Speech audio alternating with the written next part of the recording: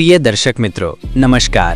આજે હું તમને એક એવી વાર્તા સંભળાવવા જઈ રહ્યો છું જે તમારા મનમાં ન્યાયની લાગણી જગાવશે અને પોલીસ વ્યવસ્થામાં થતા ભ્રષ્ટાચાર વિરુદ્ધ જાગૃતિ લાવશે।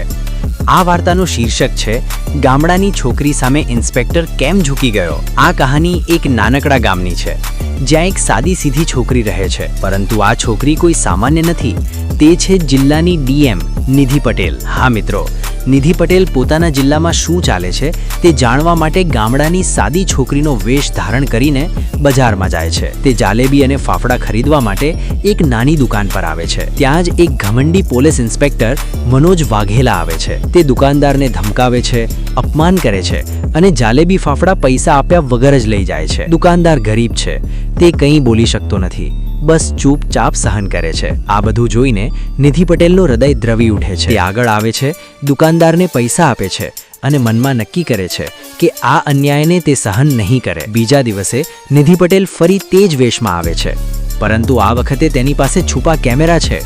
ઇન્સ્પેક્ટર ફરી તે જ કરે છે, ધમકી આપે છે, મફતમાં માલ લઈ જાય છે, પરંતુ આ વખતે બધું રેકોર્ડ થઈ જાય છે। નિધિ પટેલ પોતાની મિત્ર એએસપી નેહા શર્માને આ વિડીયો બતાવે છે। બંને મળીને આ કેસને કોર્ટમાં લઈ જાય છે। કોર્ટમાં વિડીયો પુરાવા તરીકે રજૂ થાય છે। ઇન્સ્પેક્ટર મનોજ વાઘેલાનો ઘમંડ તૂટી જાય છે।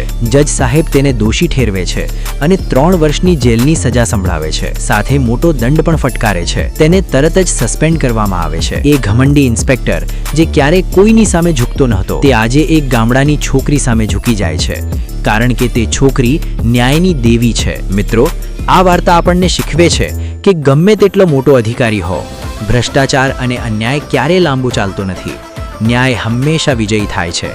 જો તમને આવી ઘટના બને તો ચૂપ ન રહો, પુરાવા એકઠા કરો અને ન્યાય મેળવો। યાદ રાખજો, આ એક કાલ્પનિક વાર્તા છે જે માત્ર જાગૃતિ અને શિક્ષણ માટે બનાવવામાં આવી છે। કોઈ વાસ્તવિક વ્યક્તિ કે ઘટના સાથે તેનો સંબંધ નથી।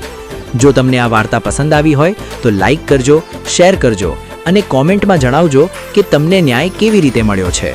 ધન્યવાદ। જય હિન્દ, જય ગુજરાત।